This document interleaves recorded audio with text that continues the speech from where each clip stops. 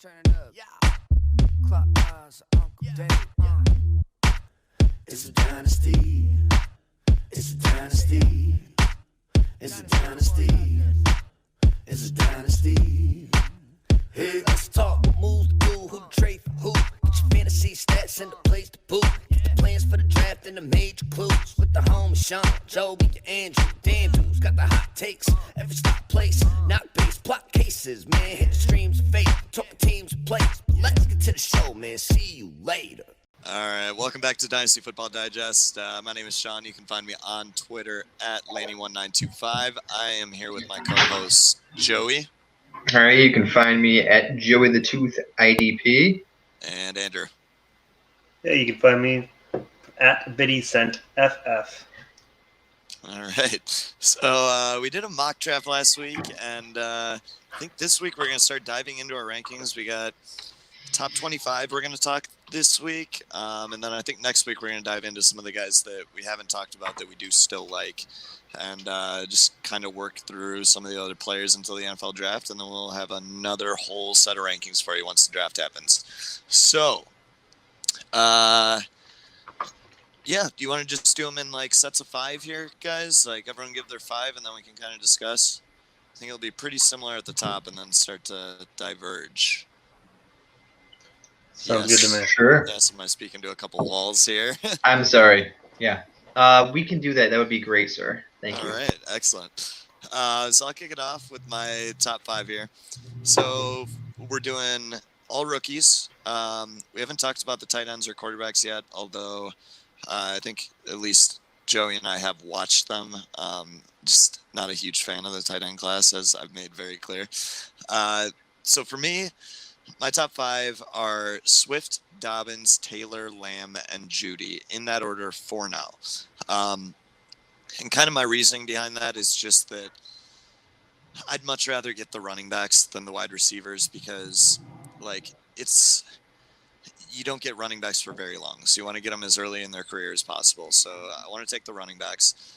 Those are kind of my top 3 right now, although there are a couple other ones that could sneak in there based on landing spot and draft capital. Right now, even though I do like Dobbins a little more than Swift, I think I've kind of come around on that. I think that I'm just kind of ranking those 3 based on draft capital, or how I expect them to be drafted. I think Swift is the most likely to get round 1 capital, and then Dobbins and Taylor probably end up somewhere similar, and Dobbins brings that receiving ability that Taylor really doesn't.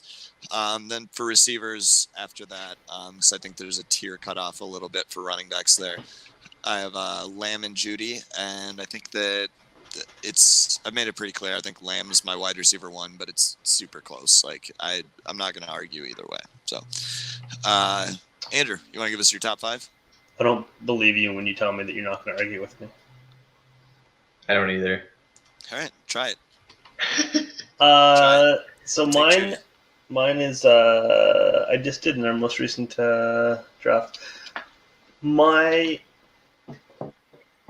I guess I don't see the big tier break that you do in terms of the running backs, and so actually all 5 of my top 5 guys are running backs. And I've got a similar start: Swift, Dobbins, Taylor, and then I've got Akers and Hilaire. And so obviously I really like Judy and Lamb. I guess maybe I just I feel like there's more of a premium on running backs in rookie drafts, and so in terms of like judging rookie draft rankings, I'm gonna, if I feel those guys are on the same tier, I'm going to have them all at the top of the draft. So I really... So if you're looking at it in terms of expected draft capital, though, like, do you think...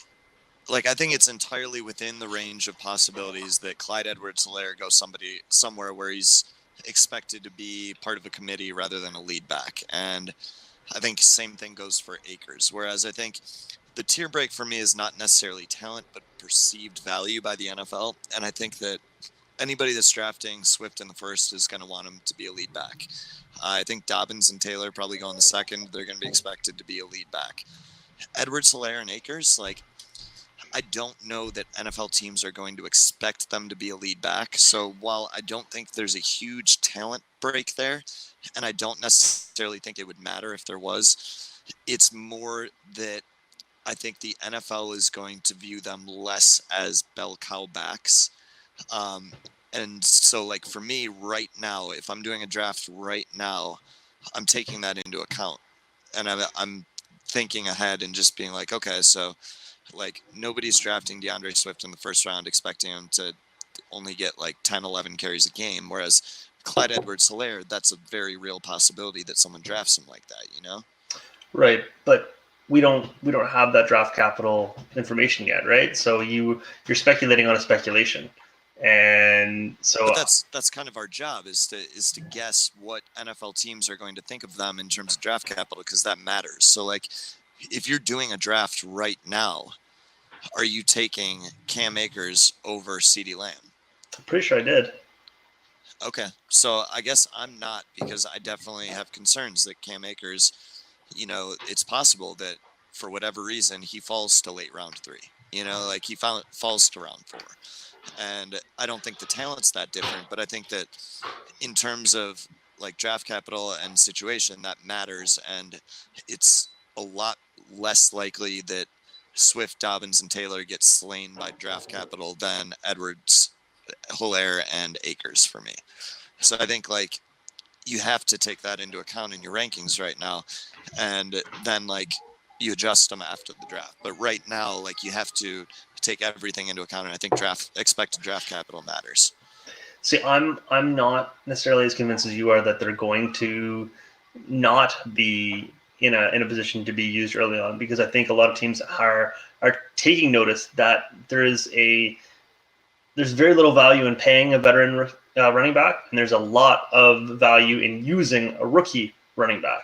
And so I feel like we've already seen to a certain extent a shift that way. And I think we're going to continue to see other teams, because it's a copycat league, right? As some teams figure stuff out, other teams are going to follow suit. So, it might not be this year, but again, I'm gonna pay the price to draft a running back that I think is equally talented, in the hopes that they're again viewed and given, at least day 2 draft capital, that they're going to get a shot. Like, Kareem Hunt comes to mind. He was a round 3 guy that he didn't necessarily get handed the job, but he got it relatively early on, I think, in camp. He got the job handed to him because 2 running backs ahead of him went down with injury in camp. Sure. And then he just blew up. Yeah. But like, look at like Alexander Madison. So like he got draft capital, but he was not on the same level of prospect as Josh Jacobs. So you look at the two, and like, even if you think that those two are similar in terms of talent, like, you were never going to look at Josh Jacobs and be like, yeah, that guy, they're drafting him in the first round to be a committee back. Whereas like Madison, you definitely look at his profile and you're like, okay, this is a guy that could get drafted. Like, it's possible he gets drafted into a committee role. Same thing with Henderson and a bunch of the other guys. So if you don't think that that's a significant risk for Edwards, Helaire, and Akers, then yeah, I totally agree with you. But I think that's definitely something you have to take into account right now. Joey, you want to give us your top 5? Yeah. In order, I have Jonathan Taylor, Judy, CeeDee Lamb, J.K. Dobbins, and DeAndre Swift. Okay. I like Taylor over the other 2 backs, mainly just because I think his volume upside is so high. Like, I can see somebody riding him like teams were riding, like the Titans ride Derrick Henry, and I think his touchdown upside is huge. Okay, so and I think he has enough pass catching chops that they will utilize him. He's not gonna. I don't think they'll take him off the field. I really don't. Okay, do you think he is the first running back off the board? I honestly think it's probably going to be Swift, but I don't like him as much, and I honestly think that the next 2, Dobbins and Taylor, both land in favorable situations where they're going to start. So I think the talent level for Taylor goes past the draft capital of Swift being a first rounder. Okay, fair enough. I think it's a bit of a conundrum in terms of like which team drafts running back first, because I think that the quote unquote savvy teams are the teams that are willing to wait on running back. They're also the ones that are going to be willing to use running backs more so in the pass game. It's more the old school teams that are going to want to draft a guy early, and they're less maybe less concerned about their involvement in the passing game. So Right. like you could see, I don't know, like Josh Jacobs last year did not get the passing volume that he should have based on his receiving skills. right, and so like, but is that a sort of conflict of interest between Gruden and what's his face, Mayock? Mayock, is that where Mayock is like progressive, sees a pass catching running back and gets him, and then Gruden is like, no, I need my running backs to run the ball and not like.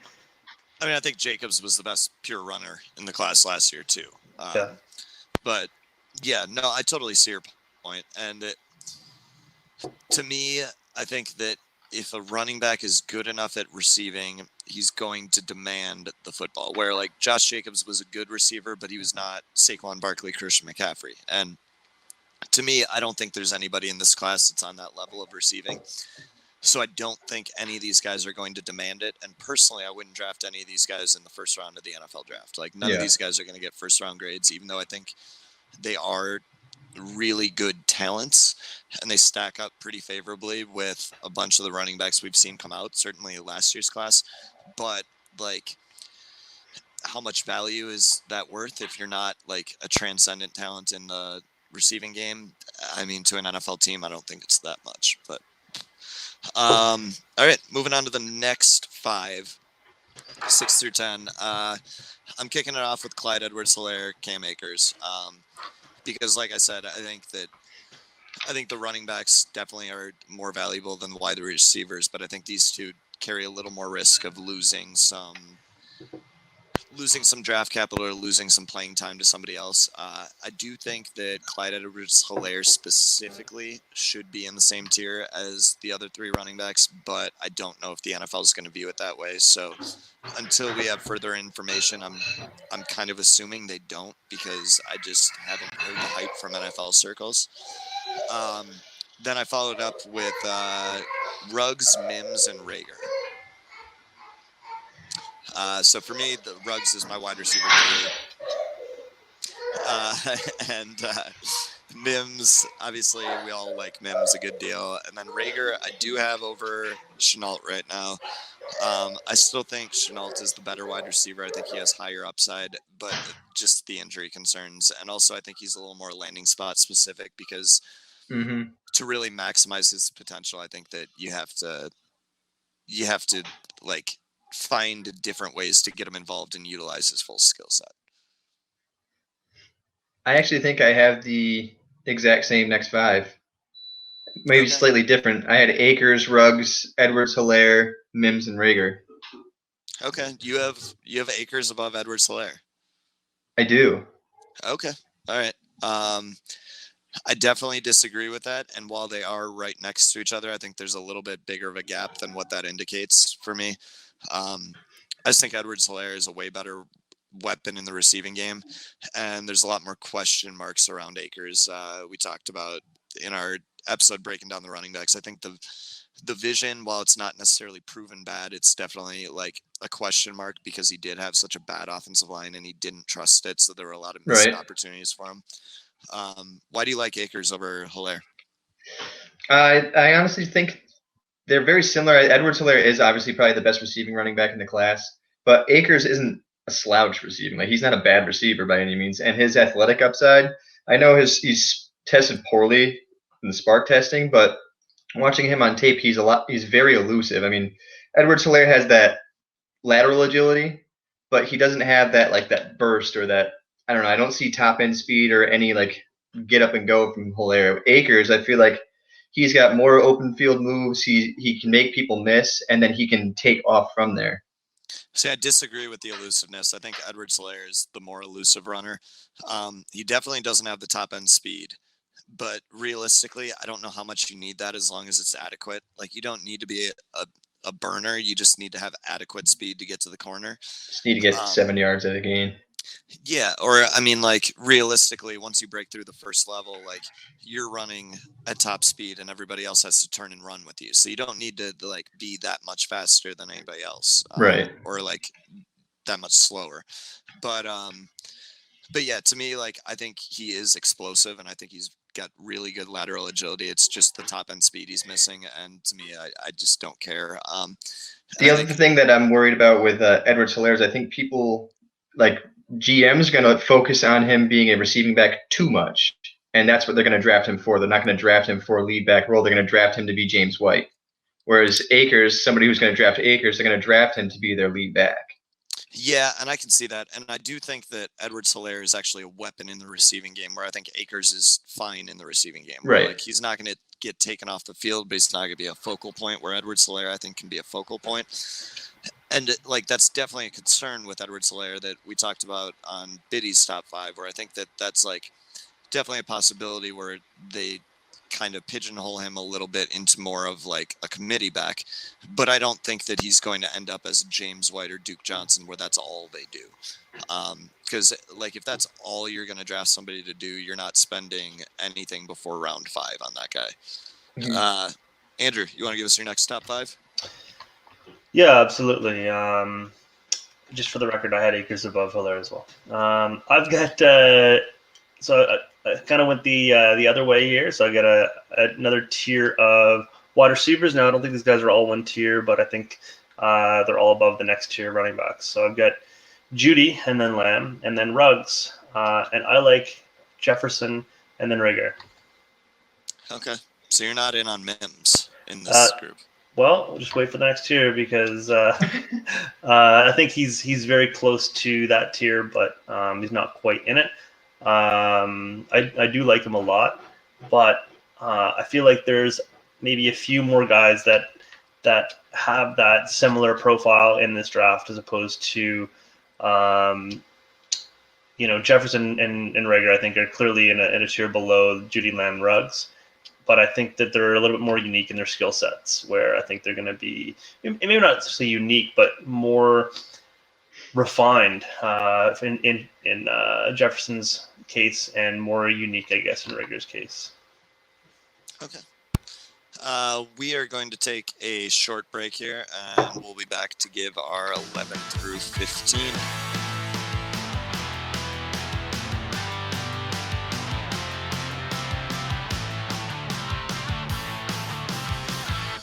All right, we're back to talk our 11 through 15. So it kind of hurts me to have this guy this low, but Laviska Shenault I have down at 11. And I think he'd probably be 2 spots higher if it weren't for the injury concerns. I think I'd probably take him over Mims, but like the injury concerns are real and the landing spot stuff is real, where like you want him to go somewhere where somebody's able to fully utilize him as a weapon. So like he fell a little bit for me, even though I think he's a better talent than Rager and Mims. Then I have Zach Moss, Justin Jefferson, Michael Pittman, T. Higgins. So Zach Moss, I really like his running back. The concern is draft capital right now. But he also is one of those guys that could land in like the 4th round in a good spot, and he'd immediately become part of a committee, which I think is valuable. Because if he performs in the committee, he can take that over. Justin Jefferson, I have a little further down. I'm pretty confident in his ability to produce at the next level. It's more a question of what's his ceiling, because I think he's going to be a slot receiver, and there aren't a ton of offenses that run through the slot receiver, so I don't know that he's going to ever be like a wide receiver 1. Like he might cap off at a wide receiver 2. Wow. What is that? Somebody literally just flew by my house on a street bike. You want to start the segment over? Let's do that. Holy crap. Was that worse than my daughter? No, it wasn't. But like, I learned my lesson after your daughter. Whereas like, we can't just have this whole episode be random shit happening. Dude, that guy was flying. All right, so I guess we're starting over. We'll go at 20. We'll go at 21, 22. Jeez Louise. Start putting signs out by the road. Drive like your kids live here. Yeah, I can still hear him going up the street. Fuck. All right, we're back. We're gonna talk 11 through 15, right? Sure. Yeah. That, All right. That's 11 the through next 15. order So, of numbers. yeah, 11 comes after 10. So at 11, I got Laviska Shenault. Talked about him a little bit before the break, but for me, like I like him better than Rager and Mims, but it's just a question of injury concerns and landing spot. You want him to land somewhere where they're willing to fully utilize his skill set and his talent because it is such a unique skill set. At 12, I have Zach Moss. I think he's a really good running back. I don't know that he's going to get the draft capital he needs, but I think that his skill set lends itself to playing immediately. Even if he goes in like round 4, he'll probably land in a committee and then he'll have a role immediately. And I think that he can catch the football. He can be a goal line back. He can be a early down back. He can really do anything they need to. So anywhere he goes, he's going to be able to have a role. And at this point, you're kind of starting to run out of running backs that have that capability. So I'm willing to rank him a little higher here. Justin Jefferson at 13. For me, like he's one of the wide receivers I'm most confident will be successful in the NFL, but like I think his ceiling's a little lower because I don't think he's going to be a slot receiver. I don't think any team is going to run their offense through him. So I think like he's kind of capped at a wide receiver 2 for fantasy, which is still good, but he doesn't have that huge upside that some of the other guys have, which is why I had him fall a little bit further down to 13. Michael Pittman's kind of the opposite, where I think he could be a wide receiver 1 for a team, which like he could land some back end wide receiver 1 seasons. I think that's still a little more unlikely, but I do think his potential is a little higher than Jefferson. He's just got a lower floor. And then 15, I have T. Higgins. And I think it's well known I don't really like T. Higgins, but I do think NFL teams are going to like T. Higgins. And once you kind of get beyond this first group and you start looking at this next group of guys that's coming up, you want the guys that NFL teams are willing to spend capital on. And I think that T. Higgins is probably the most likely to get high capital out of the remaining guys here. Joey, you want to give us your next group? Let's see. At 11, I have Justin Jefferson. His catch rate in college was unbelievable, and I think he'll keep going forward in the NFL. He can be somebody's safety blanket. 12, I have Michael Pittman Jr. I'm a big fan of Michael Pittman Jr. Yes, I was before the combine even. I was just worried a little bit. On his tape, he looks a little unathletic, and then you see him at the combine, and he just blew it up. So it's like you mix his. You didn't blow it up. Come on. Oh, so all right. So I didn't. What did he run, a 4.49? He ran a 4.49. I did not expect him to run anything in the 4.4s. No, but 4.49 isn't like blowing it up. That's just like, okay, we thought he'd be really slow and he wasn't. In comparison to what I thought, he blew it up. Yeah. So he cleared. What I'm saying is he cleared any of the unathletic qualities for me. He checked that box. He did. So he's going in at 12 for me. 13 is Laviska Shenault. I still see him as somewhat raw. He's been incredibly productive, but he's just a guy you scheme him in. You get the ball in his hands and let him produce. I feel like he's more raw than Jefferson and Pittman. Let's see. Then let's see, what's that, 14 now? I'm at 14. I'm going to go Bryan Edwards. I like his alpha dog mentality. He's also a strong hands receiver, good on the outside. He can move inside if he wants to, but I'm a big fan of his. And then I'm going to go with the first QB off the board. I'm going to go Joe Burrow in at 15, just because I think he's going in and he's going to start right away. So, I mean, it's tough not to choose a QB. If you're in a 16-team league, it's going to be the back end of round 1, or if it's a 12-team, it's the front end of round 2. Even if it's a 1 QB league. Why did you lead with 16 team? I am actually in quite a few 16 team. Okay, I think 12 is still mostly the standard, but yeah. So a couple of questions here. Of your receivers you listed, who has the highest ceiling for you in that group? I think Michael Pittman. Above Shenault, really? I do. Just because I think Shenault's so raw still. I think he's a lot more raw than Pittman, and Pittman showed that he can be a deep threat. and he can also win in the intermediate. So, but like Raw is not saying that he has a low ceiling. That means he has a low floor. Right. Volume-wise, I think Pittman has the higher ceiling because of his volume. Okay. Is what I'm saying. And then you don't have Zach Moss in this group of 5? I don't. Okay. All right. Andrew, so your 5. Excuse me. So I'm actually leading off with Moss at 11. And he's kind of in a tier by himself there. I don't value him as much as the top 5 guys, but I think he's clearly above the next group below him. And then comes Mims again in a sort of a tier by himself. You know, I feel like I am high on him, and I'm still, I think, the lowest of the 3 of us. So I don't know. I don't know how that works, but I think you're lower than the majority of people at this point. okay. Like I don't, because you have him at 12. Yep. Right? Yeah, I don't think Mims is making it out of the first round anymore. Oh wow. Okay. So like if you have him at 12, I don't think you're going to get any shares. Okay. And then I've got sort of the next tier of running backs. I've got Vaughn and Benjamin, and I have them in that order, but it's kind of interchangeable. I don't really have much to say one over the other. It's been a little while since I looked at their film. And then I've got Chanot. Don't you know? God damn it. God damn it. All right, so Benjamin, Keyshawn Vaughn, do you think they go in the first 3 rounds, day 1 or day 2? See, that's a tough question. I think they both have a shot at round 3. I don't think either of them are going before round 3. They've got a shot at round 3, but they're probably going to be round 4 guys, realistically. Okay, so right now, if you're drafting, are you willing to spend a top 15 pick on a player that you think has a good chance of falling out of round 3?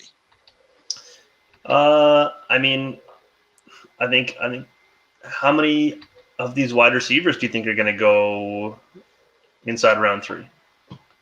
I think most of these guys we're talking about are going to be going towards the end of round 3, early round 4.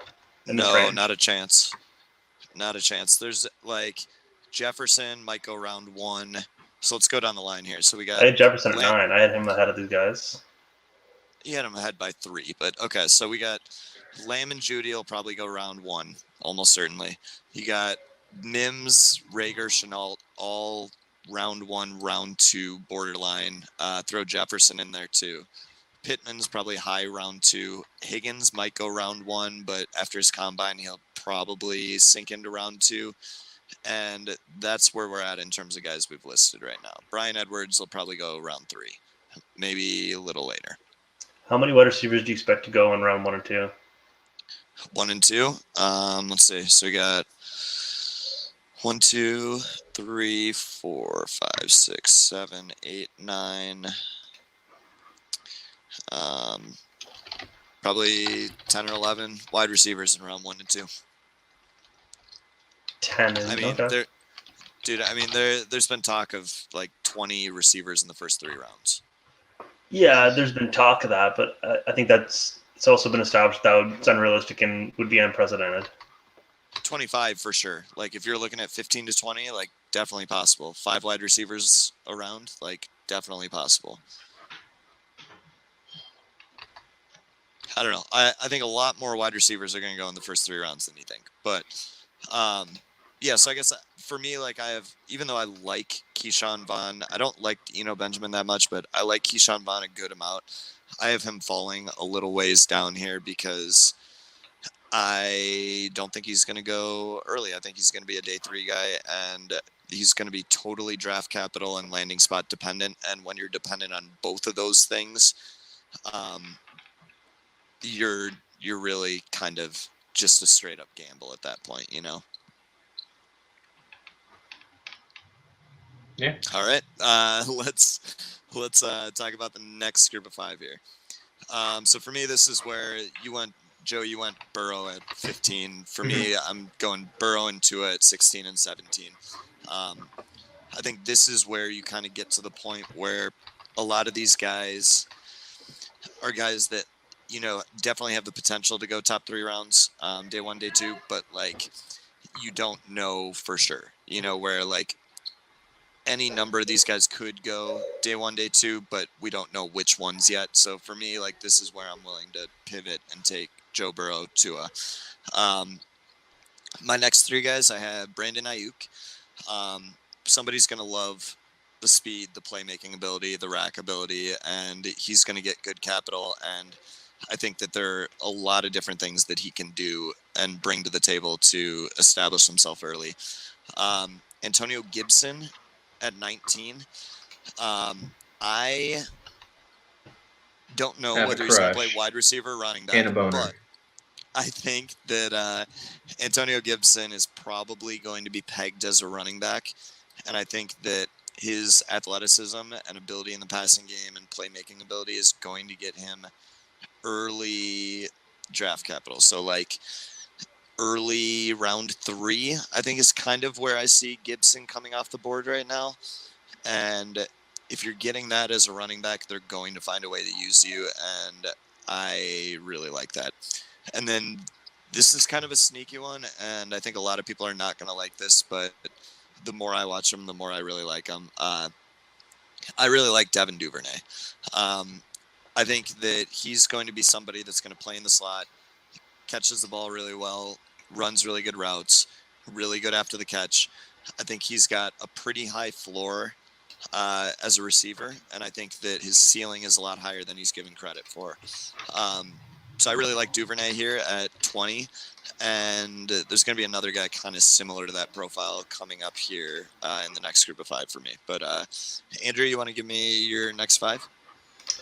Yeah, for sure. So just as a disclaimer, I did not include the quarterbacks in my rankings because I have not yet watched them, so I don't want to rank guys that I haven't watched.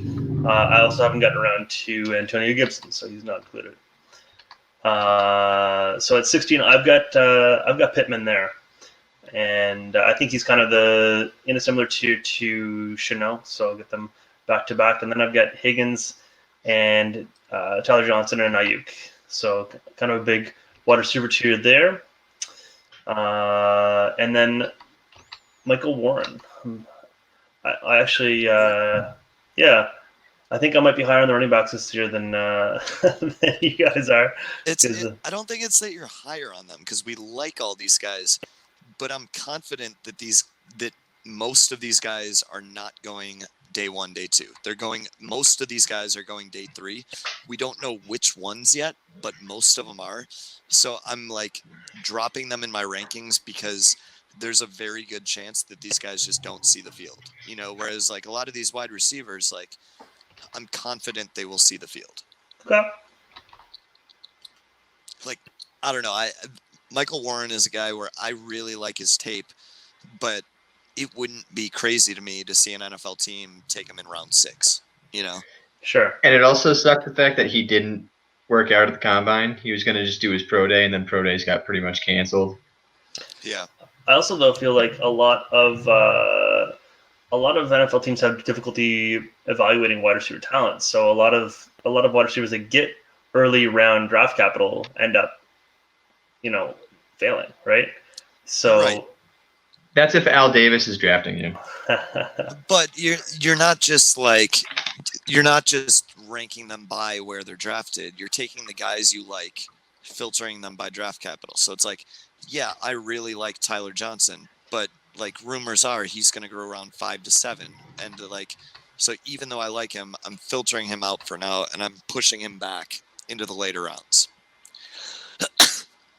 Sorry, guys. But bless you. Like Somebody like T. Higgins, Doubt it. like it's possible he gets round 1 draft capital. I don't really like him that much, so I'll wait till like 15 to take him. But once you start getting into like the 15 to 20 range, like you got to take the wide receiver that goes in the first round because like they're going to get opportunity. You may not have really liked Mike Williams when he came out, but he's had every opportunity to succeed. Corey Davis had every opportunity to succeed.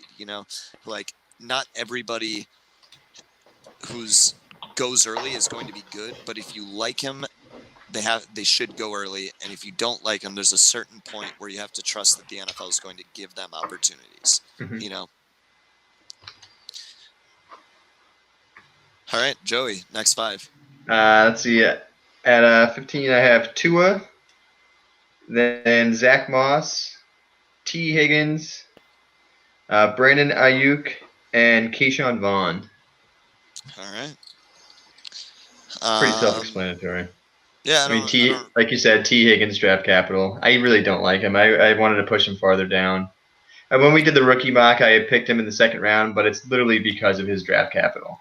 Yeah, and that's basically where it is, because, you know, like, if a team takes him round 1, they're going to try and use him. Right. Like, he's not going to ride the bench as a round 1 wide receiver.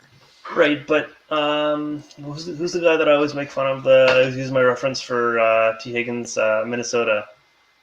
Treadwell. Treadwell, he's a round 1 draft pick, right? Right, and if you didn't like him, you're not taking him in round 1 of your rookie drafts. But there's a lot of receivers. But he also saw the field a lot his rookie year, even though he sucked. Right, but if you don't like him, why are you taking him? Because at a certain point, there's guys that, like Tyler Johnson, he may never get an opportunity. Whereas T. Higgins, you could be wrong about him, and he's getting opportunity. Like, you can be wrong about any prospect. So at a certain point, you have to take into account opportunity. Like, you might be like Tyler Johnson might be the best wide receiver in this class, and we might never know, because the NFL just doesn't ever let him see the field. Like, there are players that are probably really good that just never got a shot because they didn't get the draft capital. And at a certain point, guys like Juju, I didn't like him as a prospect because he couldn't separate. He was not a great route runner. He couldn't separate. He was a bigger wide receiver that didn't play as physically as he should have in college, right? Like, that was my evaluation of him as a college prospect. He definitely got better over the course of the offseason and came in his rookie year and got opportunity and continued to get better. And if I would not have been willing to cede draft capital, then I would have never ended up with Juju, because we're not right about every single player, and draft capital is still the single most important thing for fantasy success. Agreed. If you try and chart any sort of analytic correlation to fantasy success, the single most important thing is draft capital. Yes. Opportunity. Because it's opportunity and because it's longevity, where teams aren't just going to cut their first round pick if they suck. Whereas if you're a 6th round pick, if you suck, you're cut. You're gone. See ya. So, Corey Coleman would like a word. Corey Coleman did not. He got opportunity. He got a ton of opportunity, and he just kept getting hurt and sucked. He got cut. Yeah, like year 3, year 4. I think it was year 2. It wasn't year 2. Pretty sure it was year 2. I'll look it up. Keep going. All right. So we got short little break here, and then we'll come back and we'll talk our next 5 guys.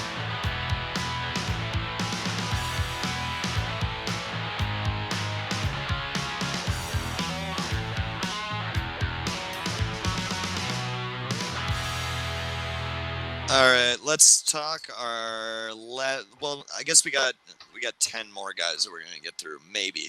Might just get through 5 here, but so my next 5 here are KJ Hamler.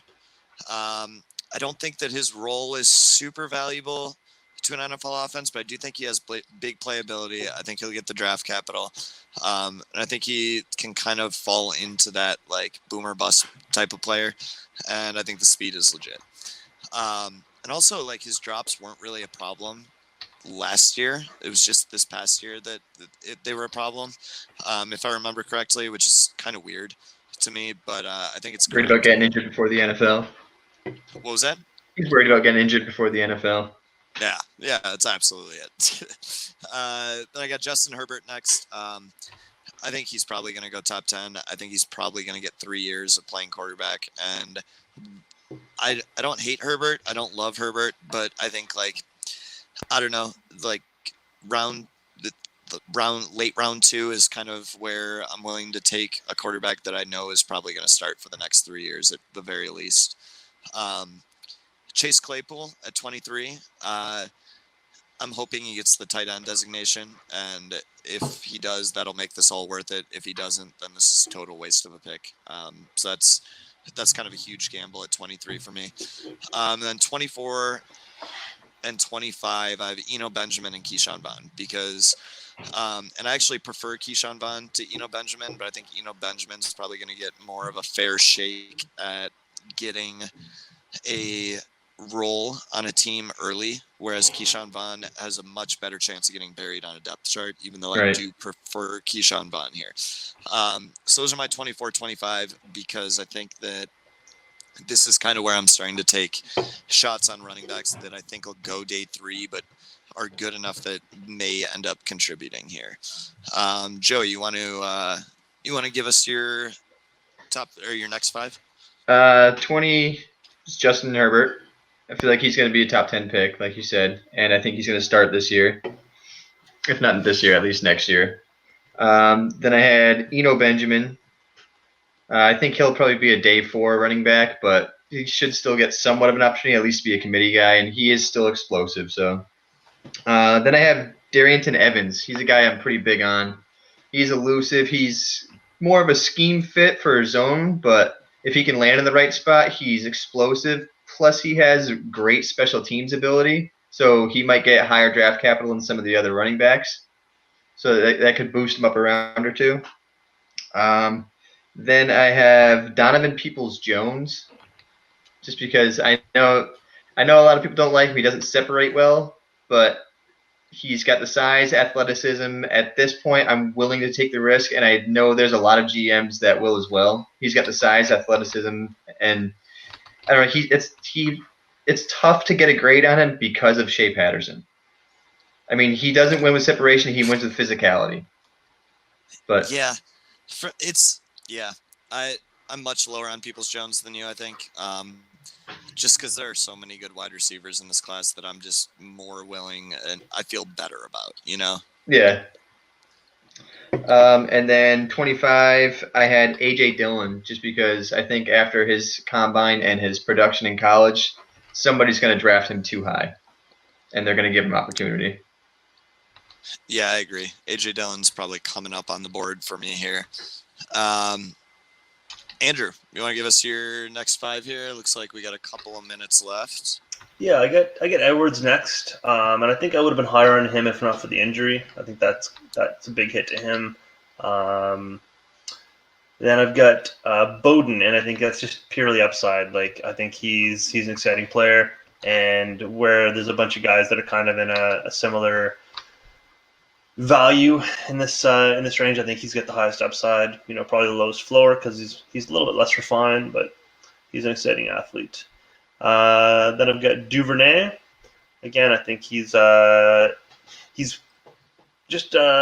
that. I think he's going to be that reliable slot guy. He's going to be high volume targets. And then I've got Hamler.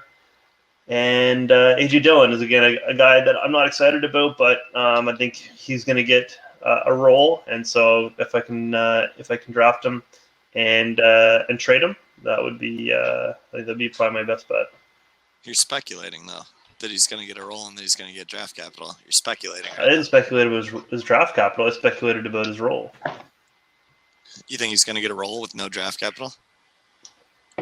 I mean, I don't know his draft capital is going to be. Elijah Holyfield would like a word.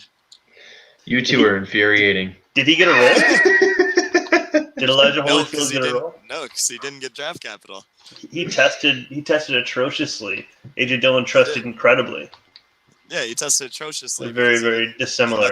That's what caused him to not get draft capital. Okay. If he would have gone in the 3rd round, he would have been on the field somewhere. Moving on. So after the draft, we can revisit and see where A.J. Dillon went in the draft. Yeah, we can. But, do these ranking, to me, I really feel like if I were to draft if we were drafting right now a rookie draft, would you really not take into account where you think these guys are going to go in the NFL draft? I would take into account where I think they're going to go, given what I think of their abilities. Okay, so if like you're hearing a lot of T. Higgins round 1 talk, you're not taking I him. have heard a lot of T. Higgins round 1 talk, and I still don't like him. So I'm not going to move him on my board because of rumors and speculation. All right. He hates the bust potential.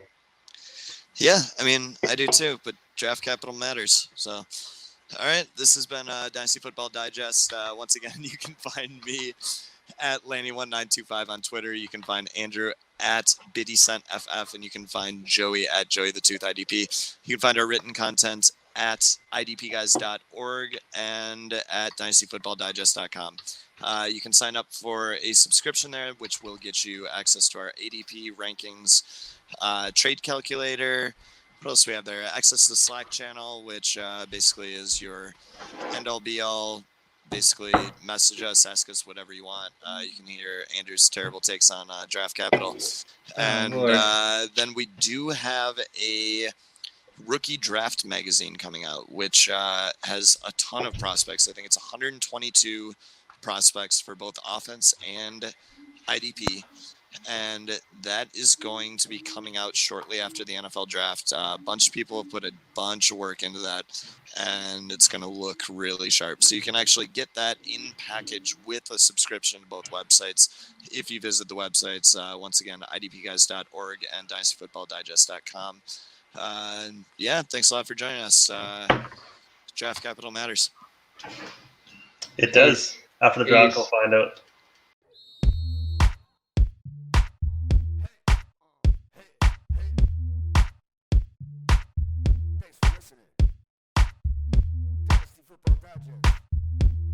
Make sure you hit that subscribe button. Nasty A, got you, homie. Good production right here. We the Digest Network.